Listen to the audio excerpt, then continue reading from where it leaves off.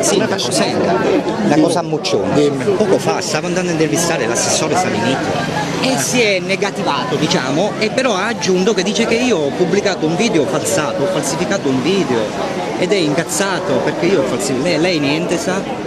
Il video falsificato no. Non ha sentito, ho capito. E perché se no è una cosa grave che ho fatto io, se ho falsificato un video. Se hai falsificato un video Dovrei finire in galera, se l'ho falsificato. No, credo che ti voglia bene, perché ho capito. Se era un biscotto non è che uno querela per forza a tutti. Va bene, grazie, se io dovessi querelare tutti quelli che sparano cazzate, ti assicuro che grazie, si darebbe la fila.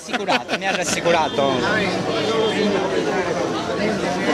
Perché la gente si deve abituare soprattutto all'ascolto e capire che la creatività è una cosa seria, è una cosa che cambia il mondo, che non è solo la poesia. Io faccio poesia, pittura, ma a modo mio naturalmente da 60 anni.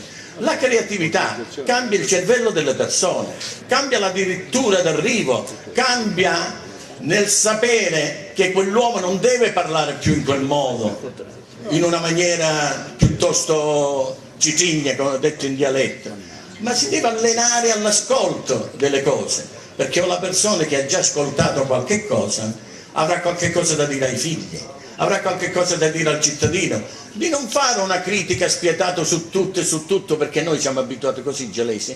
Io sono un gelese acquisito da 60 anni e ne sento di tutti i colori. Bisogna uscire dall'invidia, che l'invidia è una delle malattie più brutte di gela, per non dire del secolo, dove non c'è farmaco. L'unico farmaco è la creatività e colui che lo fa e lo fanno lo sanno. Allora, anche questo è un intervento che si va nella direzione giusta. Allora, quando finirà quest'estate noi avremo da lavorare moltissimo, perché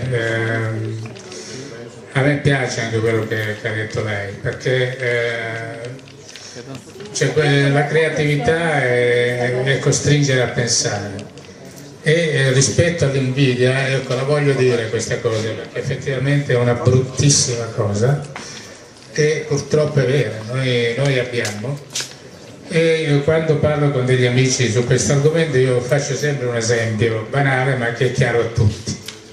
Se io vivessi in una cerchia di amici ricchi, poi ognuno la ricchezza la definisca come vuole, e può essere una ricchezza di cultura, una ricchezza di soldi, non importa, e io sono povero e sto in mezzo a questi signori ricchi, se io li invidio me ne vado, perché non potrei sopportare con l'invidia questa presenza.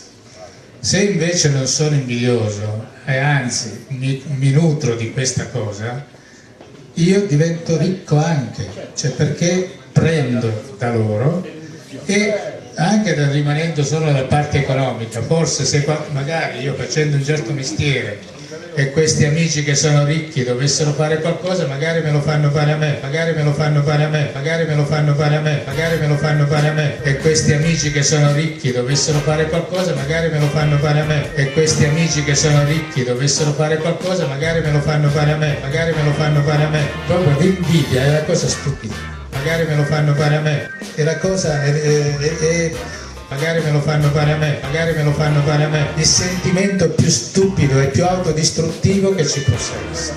Se io vivessi in una cerchia di amici ricchi e io sono povero, e questi amici che sono ricchi dovessero fare qualcosa, magari me lo fanno fare a me, magari me lo fanno fare a me, e io sono povero, magari me lo fanno fare a me. Se io vivessi in una cerchia di amici ricchi, e questi amici che sono ricchi dovessero fare qualcosa, magari me lo fanno fare a me, magari me lo fanno fare a me, e io sono povero, magari me lo fanno fare a me. In una cerchia di amici ricchi, e io sono povero, magari me lo fanno fare a me. E quando parlo con degli amici su questo argomento io faccio sempre un esempio banale ma che è chiaro a tutti. Se io vivessi in una cerchia di amici ricchi, anche rimanendo solo dalla parte economica, magari me lo fanno fare a me, magari me lo fanno fare a me, magari me lo fanno fare a me, magari me lo fanno fare a me, ma veramente l'invidia è una cosa bruttissima che veramente non ci fa rimanere dove siamo, non ci fa crescere.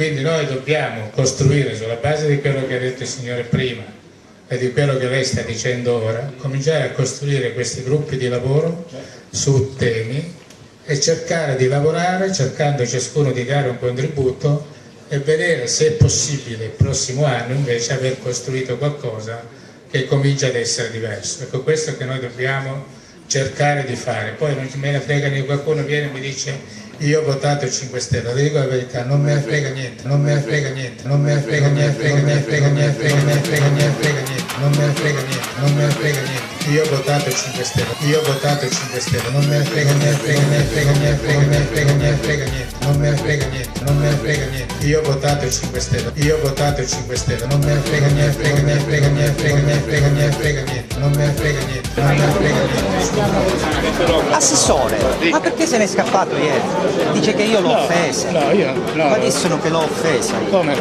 E dove? Quando?